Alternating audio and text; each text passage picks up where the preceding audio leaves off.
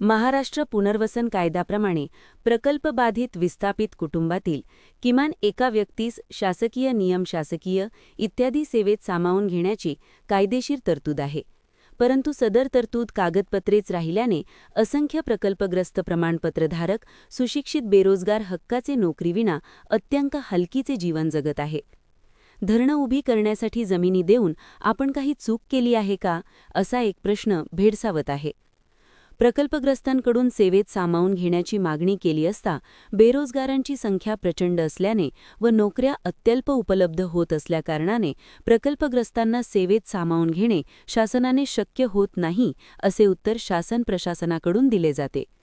प्रकल्पग्रस्तांना सेवेत सामावून घेण्याची कायदेशीर समांतर आरक्षण मर्यादा तरतूद 5% 15% वाढविण्यात यावी. तसेच प्रकल्पबाधित 5ही गावातील सरसकट लोकांना 8,50,000 रुपयांचा निधी उपलब्ध करून द्यावा. अशा विविध मागण्यांकरिता बळीराजा संघर्ष संघटनेच्या वतीने आज जिल्हाधिकारी कार्यालयावर मोर्चा काढण्यात आला. समितीच्या माध्यमातून आज संपूर्ण विदर्भातून प्रकल्पग्रस्त शेतकरी आलेले आहे. हजारोच्या संख्येने एल्गार मोर्चा निघालेला आहे आणि प्रकल्पग्रस्तांवर शासन प्रशासन अन्याय करत आहे.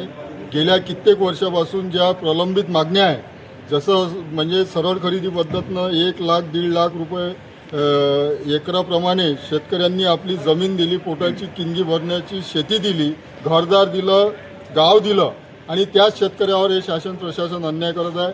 जे सानुग्रह अनुदान 832 कोटी संपूर्ण विदर्भासाठी शासनानं मंजूर केलं होतं, त्याचा काही प्रमाणात वाटपसुद्धा झाला आहे. 20% आजपर्यंत वाटप झालं आहे.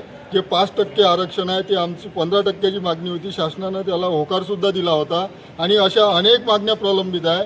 आज रोजी जो मोर्चा निघाला आहे हा त्या संदर्भात निघालेला आहे की ज्या आमच्या प्रलंबित मागण्या आहे त्या मागण्या शासन स्तरावर मीटिंग लावून त्या मंजूर करण्यात यावी, लवकरात लवकर त्याला मान्यता देण्यात यावी आणि याच्या पुढे म्हणजे शासनानं जर आज या सगळ्या याच्यावर निर्णय घेतला नाही तर आंदोलन याच्यापेक्षा तीव्र करण्यात येईल. मग त्यावेळेस काही पाहिलं जाणार नाही. शेतकऱ्यांच्या भावना तीव्र आहे. शासनानं यावर निर्णय घेणं अपेक्षित आहे. आश्वासित तुम्हाला नेहमी सरकार आश्वासित करते, तर आपण काय सांगाल?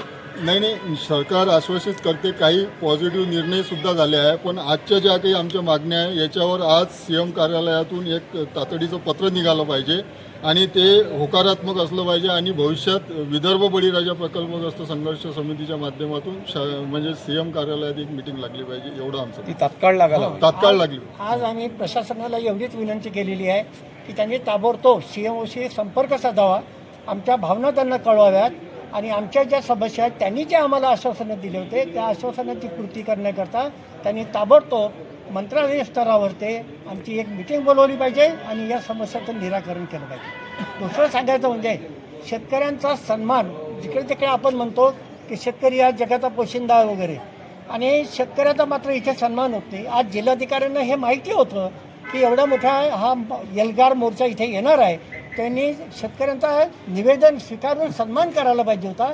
पण इथे जिल्हाधिकारी उपस्थित होते, आम्हाला नाईलाजाने इथे RDCला निवेदन द्यावं लागलं. आता त्यांच्यामार्फत हे शासनाला पाठवलं जाईल आणि शासनाला आमची एवढीच विनंती आहे की त्यांनी ताबडतोब आमची मिटिंग बोलवावी आणि या शंकांचं या समस्याचं निराकरण करावं.